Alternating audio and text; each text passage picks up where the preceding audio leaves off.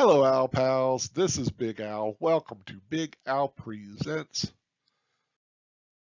a rambling review of the Pentaverates, the Netflix miniseries which premiered about a week and a half ago as I do this video.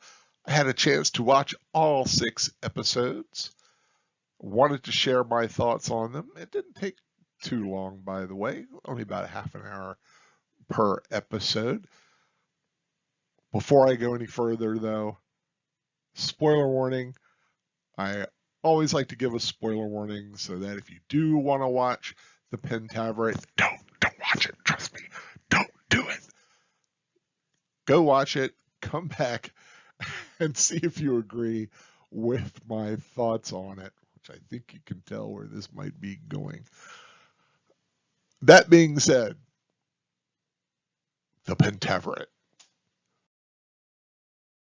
starring Mike Myers of Austin Powers fame, the Pentaverate is a secret society of 5 individuals who, since 1347, during the Black Plague, have been working to influence the world for the better.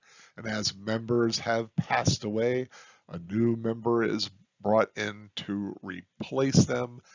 And these 5 men, the Pentaverate, this secret society, also has a secret army to help them guide the world for the better. And where we begin in the series, one of their rank has died and they are bringing in a new member. But there's also another story that is developing, that of Ken Scarborough, Canadian news journalist for CACA. Kaka. That's kind of where this thing kind of goes. Who is so boring that the network is trying to get rid of him, and he needs a big story in order to keep his job. And he learns about the existence of the Pentaverate and thinks it may be the story that could lead him to keep his job at the network. That's kind of what this series is all about. Yeah, that's about it. Uh,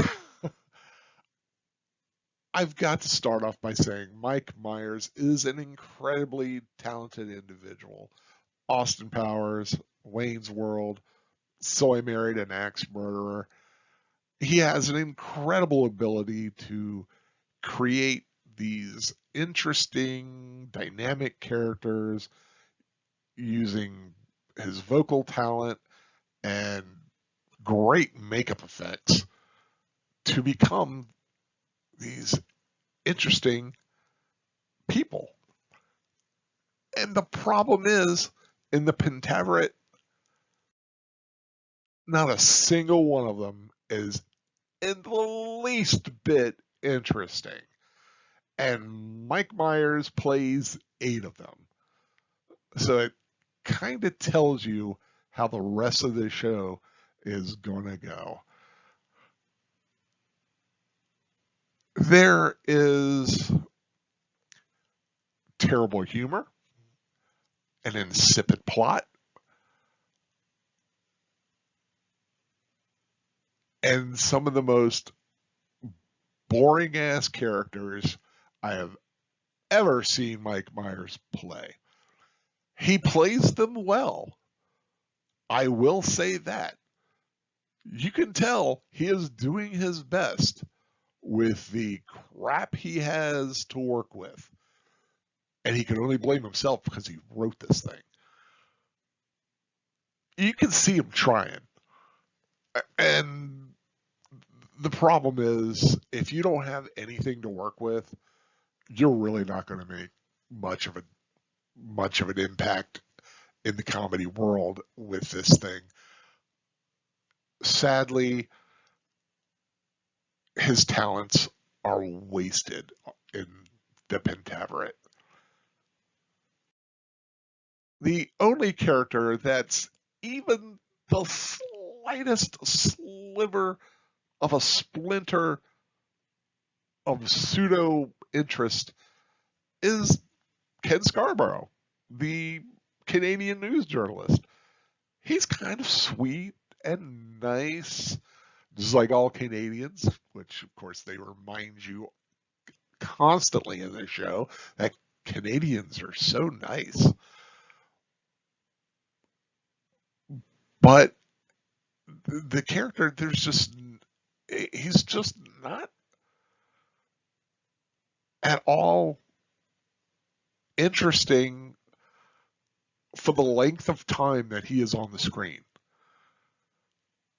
He's a good character for a one-off skit maybe on something like Saturday Night Live. But this is the main character through 6 episodes, 3 hours of this story, the Pentaveret. The Pentaveret would have been a maybe, if you whittled it down to about an hour and 15-minute movie, maybe something could have been worth the watch. But this is 3 hours of just terrible writing and just one of the dumbest plots I've ever seen in my life. And it's got such a talented cast, and they go to waste. Ken Jeong, Debbie Mazur, Keegan-Michael Key, newcomer Lydia West. Well, not so newcomer. They also brought in Jennifer Saunders from Absolutely Fabulous. Rob Lowe makes an appearance. I will say the highlight of the show might be Jeremy Irons' narration during the introduction, where he starts off by telling you what the Pentaveret are, and then each subsequent episode he basically says the Pentaveret is, well, I've said all this again.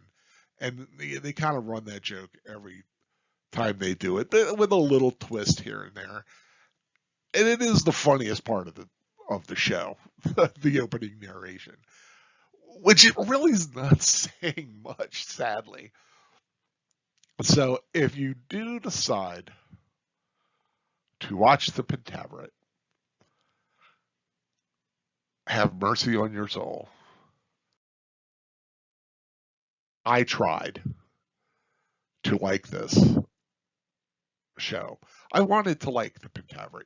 You all know I go into a movie or a series with every intention of wanting to like it, wanting to love it, wanting to be entertained, wanting just the pleasure of enjoying it.